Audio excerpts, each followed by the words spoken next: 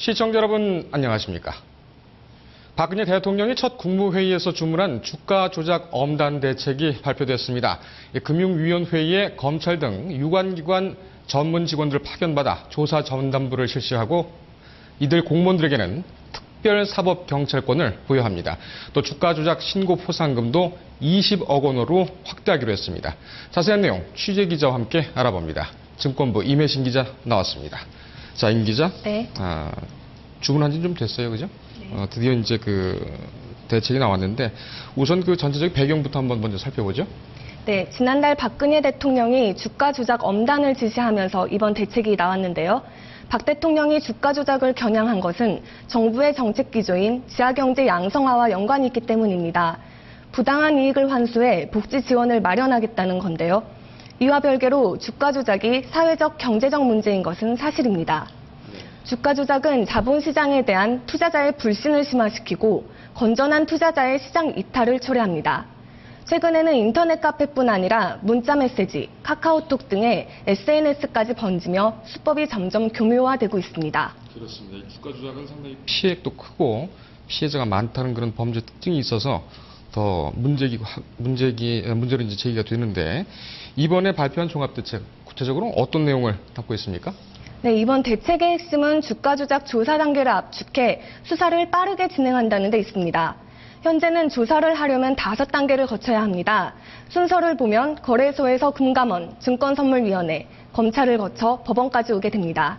조사가 완료되기까지 보통 1년에서 길게는 3년이 소요되는 거죠. 따라서 이를 단축하기 위해 패스트 트랙이 도입됩니다.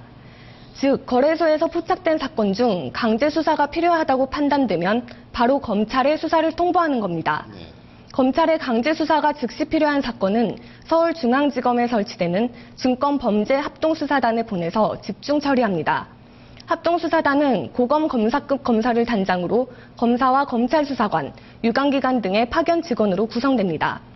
아울러 금융위에 조사 전담부가 신설되는데요. 이 부서에는 금융위 직원뿐 아니라 금감원, 검찰 수사관 등이 파견됩니다. 이곳에 속한 직원에게는 특별사법경찰권, 즉 조사권이 부여됩니다. 이 조사전담부에 파견되는 검찰 수사관 외에 다른 일반 공무원들도 특별사법경찰권 이것이 부여된다는 게 이번에 핵심 아니겠습니까? 근데 좀 말이 어려워요. 특별사법경찰권 이게 뭡니까? 네, 줄여서 특사법이라고 많이들 쓰는데요. 원래 수사는 검찰과 경찰만 가능합니다. 근데 예외적으로 수사권을 부여하는 것입니다. 범죄 수사를 하는데 검사와 경찰만으로는 현실적으로 어렵다고 판단이 될 때 수사권을 주는 겁니다. 이를 부여받으면 사건 수사부터 검찰 송치까지 가능합니다.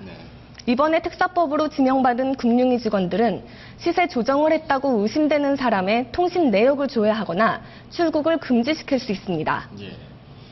이 밖에 대책 중에 또 눈에 띄는 게 그 포상금 확대입니다. 상당히 지금 많이 늘었습니다.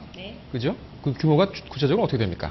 네, 현재 시세 조정 등 불공정 거래를 제보할 경우에는 금감원은 3억 원, 금감원은 1억 원, 거래소는 3억 원을 각각 포상금으로 지급하고 있습니다. 단 불공정 거래 조사와 적발에 실제로 도움이 되는 신고만 해당이 됩니다. 5등급으로 나눠서 기여도에 따라 포상금을 선정하고 있습니다. 앞으로는 두 기관 모두 20억씩 지급이 되는데요. 아울러 불공정 행위에 대한 처벌도 강화합니다. 증권범죄로 징역형이 선고될 경우 부당 이득에게 3배까지 벌금을 부과하고 몰수와 추징도 이뤄질 예정입니다. 벌금 부과도 상당히 좀 징벌적으로 볼 수 있게 그 정도로 많이 늘었군요. 자, 이번 대책을 내놓았습니다. 시장 전문가들 어떻게 판단할지 모르겠는데 이번 대책으로 해서 이 주가 조작 좀 근절되겠습니까? 네, 이번에 나온 대책이 기존의 공조 체제를 강화했다는 점은 긍정적이고요. 특히 불공정 행위에 대한 처벌을 강화한 것은 높이 평가됐습니다. 하지만 당초 목표대로 신속한 수사가 이뤄질지는 좀 더 지켜볼 필요가 있습니다. 불공정 거래보다 위법성이 낮은 시장 질서 교란 행위에만 과징금 제도가 도입된 것에 다소 아쉽다는 반응입니다. 또 금융위에 조사 전담부가 생기고 서울중앙지검에 증권범죄합동수사단을 설치하기 때문에 업무에 대한 일관성을 조율해 나가는 것도 과제입니다.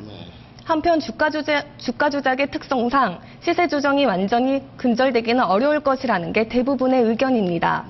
따라서 이번 종합대책이 일시적인 규제로 끝나지 않으려면 정부의 강한 의지와 지속적인 관심이 필요하다는 지적입니다.